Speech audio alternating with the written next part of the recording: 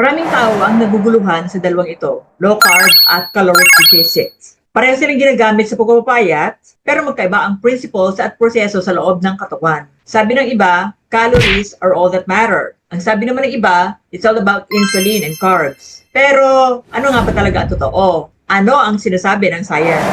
At alin ang mas mabisa sa weight loss at metabolic health? Pag-usapan natin ng malinaw at patas.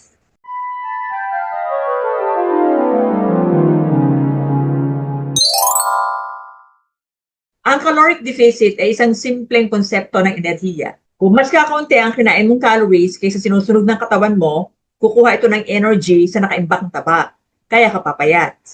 Ito ay base sa principle ng physics, yung first law of thermodynamics, energy in versus energy out. Sa caloric deficit, hindi mahalaga kung saan galing ang calories, kung carbs, fats, or protein. Basta't nasa deficit ka, bababa ang timbang mo. Pero hindi po yun ganun kadali sa totoong buhay. Hindi ganun kasimple magtrabaho ang katawan. Kasi ang katawan natin, hindi calculator, hindi yan simpleng math. Ang metabolism, hindi yan static. Buhay tayo, hindi makina. May hormones, gut reactions, stress levels, hunger signals na nakakaapekto at nagdidikta sa energy mula sa food na ipinapasok mo sa katawan mo. Kaya kahit alam mo ang math, kung hindi mo ito kayang i-sustain, mahihirapan kang magtagal sa caloric deficit. Sa kabilang banda, ang low-carb diet hindi naman nakatuon sa bilang ng calories, kundi sa pagbabago ng fuel system ng katawan, macros. Meaning, from sugar burning to fat burning. Kapag binawasan mo yung carbs, bumababa ang insulin, yung hormone na responsible sa pag-i-store ng fats. Kapag mababa ang insulin, mas magiging madali sa katawan natin na gamitin ang fat bilang energy source. Ito ang tinatawag na fat-adapted or ketogenic state.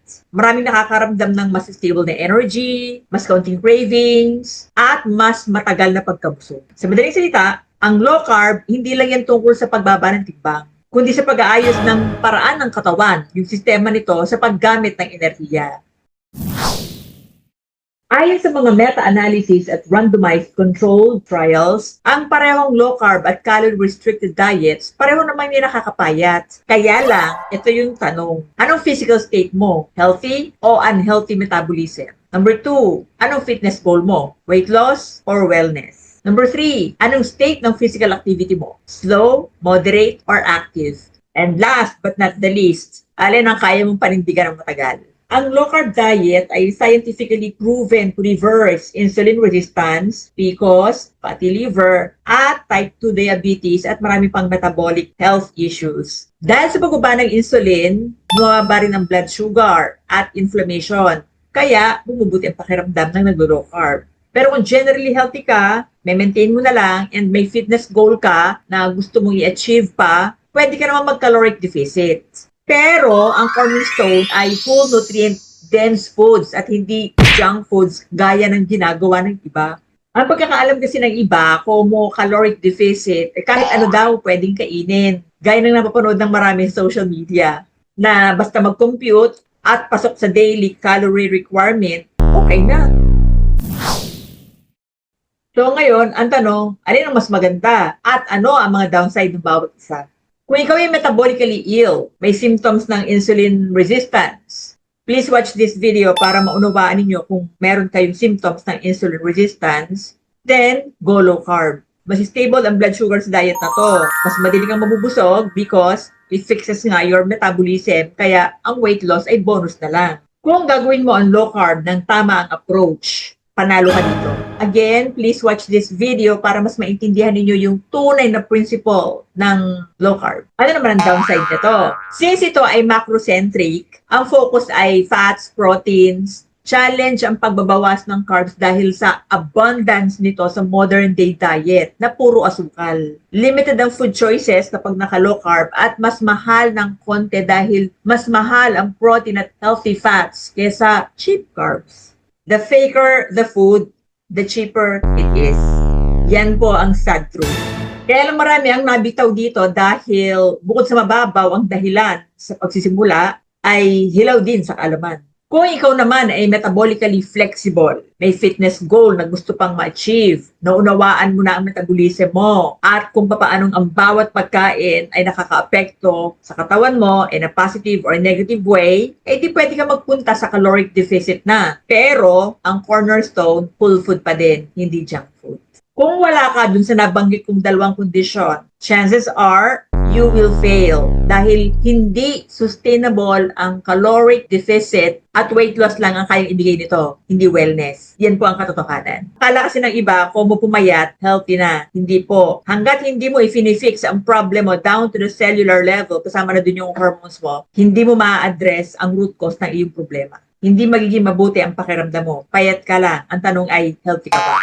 Kaya mas marami ang pumipili ng caloric deficit dahil ayaw nila ng may food restriction. Mas gusto nila yung kakainin kahit ano, kasama yung bad foods. And then, babawasan lang daw. Sasabihin nila, everything is in moderation. If you're metabolically ill, hindi uso ang salitang moderation. And then, kapag gano'n ang mindset, hindi healing at wellness ang habol. Weight loss lang at hindi lahat ng napayat, healthy. In truth, calories in, calories out is not real science. Isa lang itong oversimplistic na theory at ginagawang propaganda ng big food industry for a profit.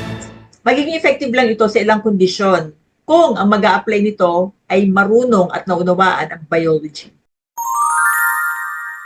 Walang one size fits all na solution sa weight loss. Dahil magkakaiba ang goal physical state at saka present condition ng bawat tao. Pareho itong pwedeng gamitin basta swak sa mga conditions na binanggit ko kanina. Sa experience ko, mas sustainable ang low carb. Tapos, maintenance na lang kapag metabolically flexible ka na at achieve na ang health goals. I don't count calories ever since. Wala namang nagbibilang ng calories nung unang panahon. Pero slim ang mga tao at walang tiyan. Di ba na lang kung ikaw ay buntis? Mas madali para sa akin ang umiwas sa fake foods dahil ang fake foods hindi yun bawal, kundi hindi talaga siya pagkain.